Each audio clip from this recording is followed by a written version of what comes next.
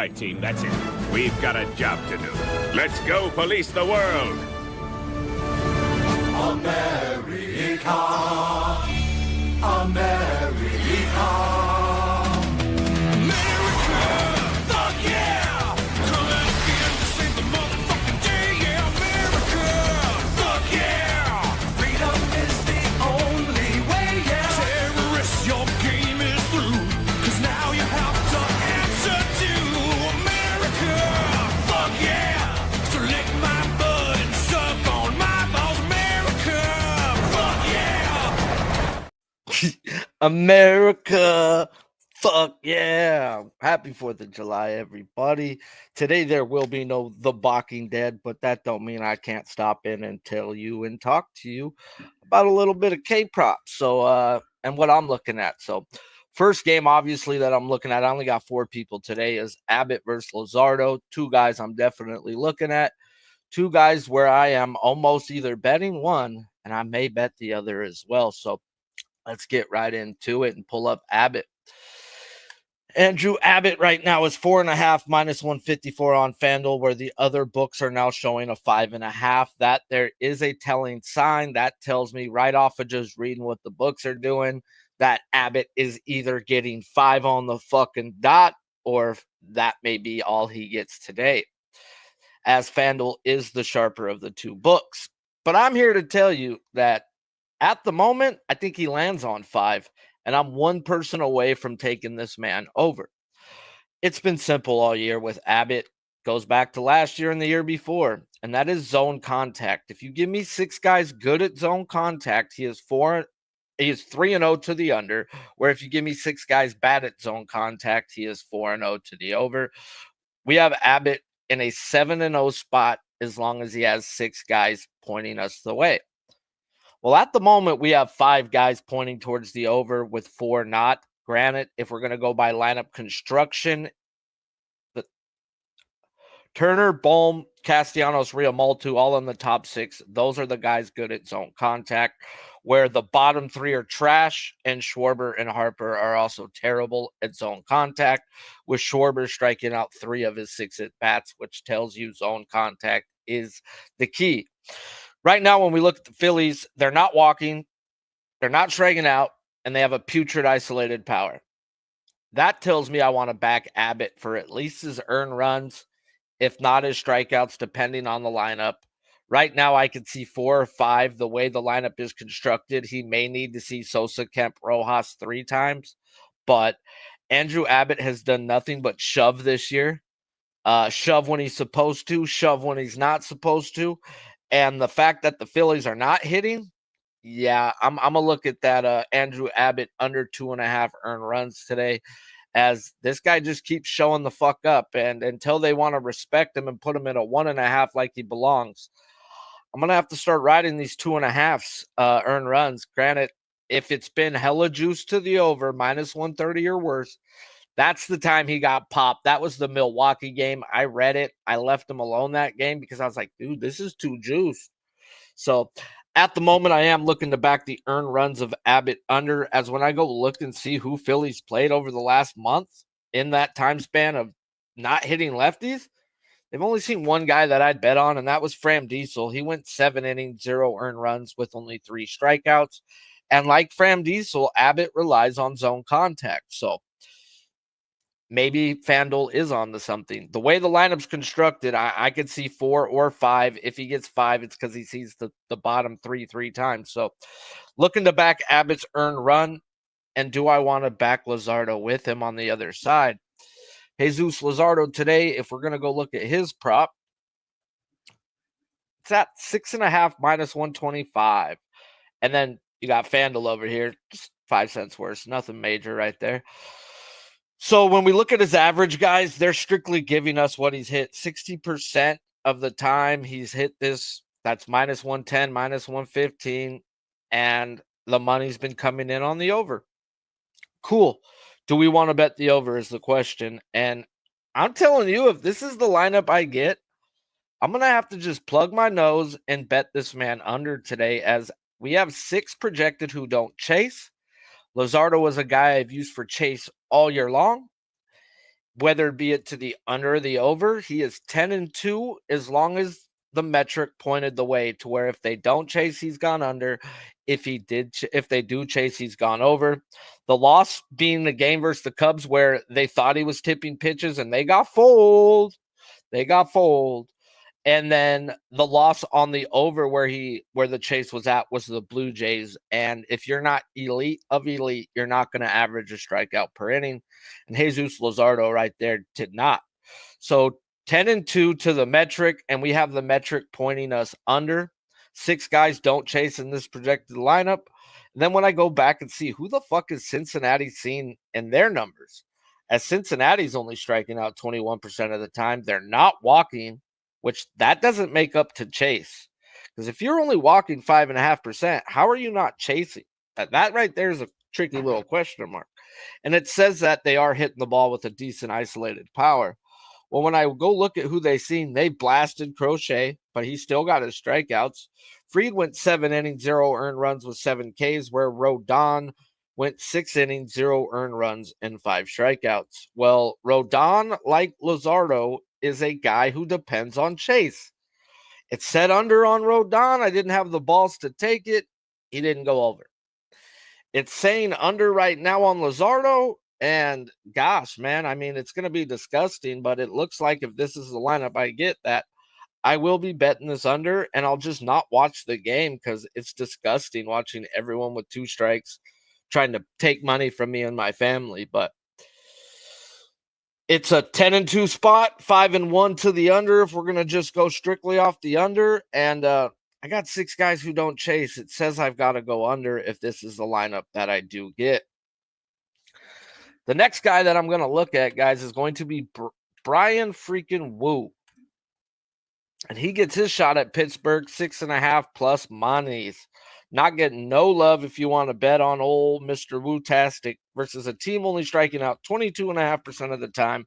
They're not walking, but that doesn't really matter with a guy who pounds the zone like Wu does. And they have a terrible isolated power. So if we're going to go strictly off of, hey, what has he done over his last 10? Does the line match up? Does the books want to point the way for us? And let me pull him up. Mr. Wu, where are you? I'm over here on a different website looking for this one. There he is. So covers.com, they'll give you the guy's last 10, where he's at, average-wise, what he's done on pretty much all their props.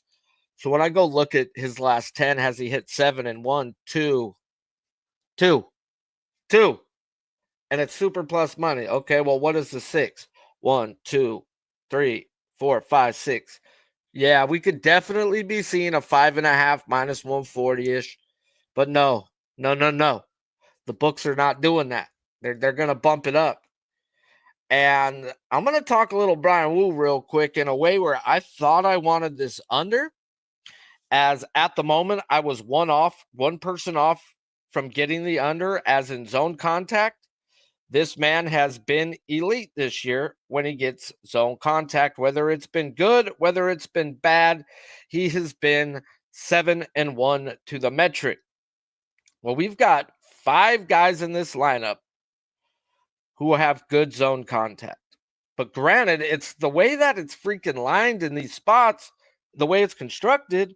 Hayes, Pham, Bart, Connor, Falefa are in the 6, 7, 8, 9 hole, where Horwitz is in the 1. So the meat of this order is going to be seen 3 fucking times. And is it really just zone contact? And I'm here to tell you no. And I've been using zone contact this whole year, and it's been money. But I learned something a couple weeks ago with Dustin May, and I pounded the books for learning that lesson last night. Put 150 on his 4.5, and I put $50 on his 5.5. The fucker went out and danced underwater and didn't get wet. Well, the zone contact was there that said we could play it, just like May was there. You know, that was what I used to look for.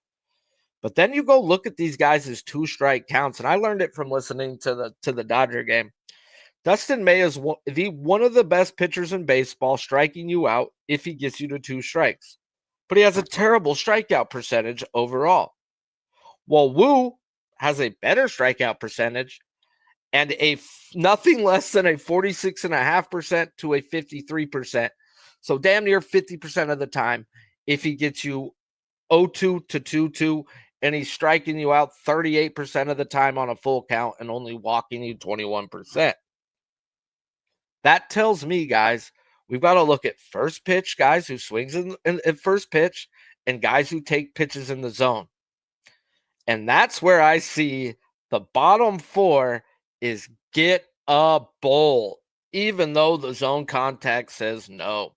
Hayes, Pham, Barton, Connor, Falafel all have good zone contact, but they all also don't swing at the first pitch, and they also don't swing at pitches in the zone. You're going to put yourself in 2 strike counts versus a guy who strikes you out damn near 50% of the time. He is going to get every other fucking one. Can he get Hayes, Pham, Bart, Connor, Falafel when it says he shouldn't? Yes, the fuck he can. So what looked like a one person off was from the under is this is over or nothing, guys. The line is straight up telling you, the books are telling you straight up, putting it at a 6.5. And then I'm starting to see this, the bottom 4 who shouldn't strike out, and including Horowitz, guys, the 5 guys with great zone contact take first pitch and take pitches in the zone.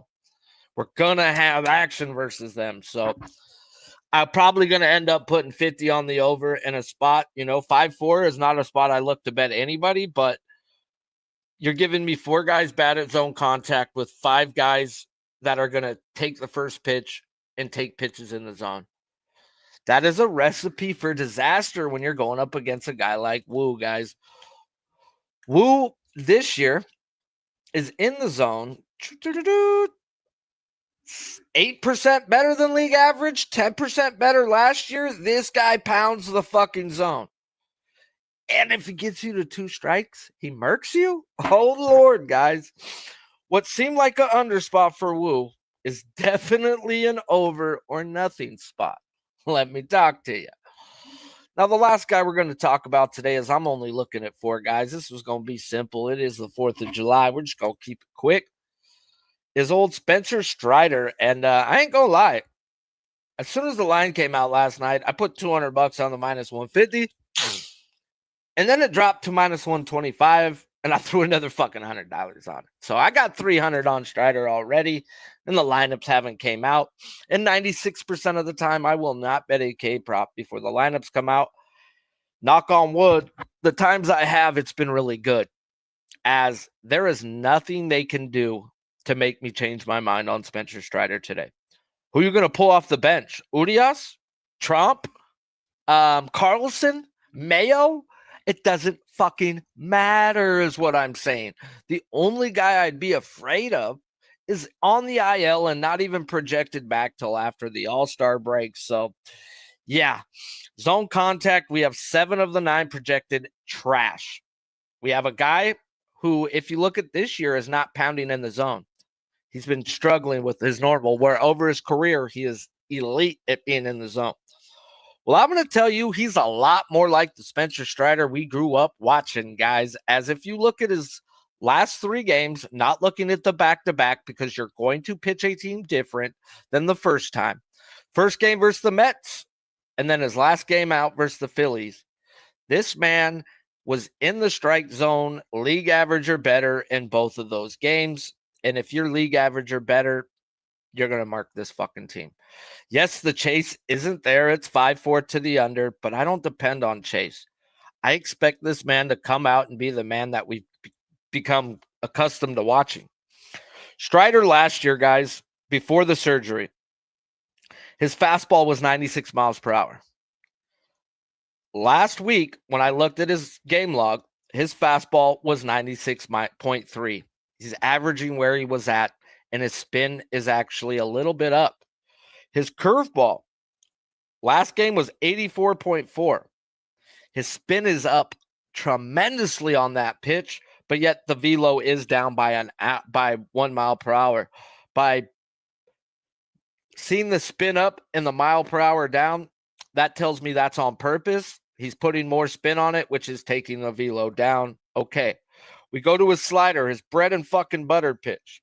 Oh, his curveball, my bad. He's actually throwing 4 miles per hour harder this year. I was looking at the slider. So his curveball is 4 miles per hour harder with 200 extra RPM on it. His curveball's fucking nasty. And that's his third pitch.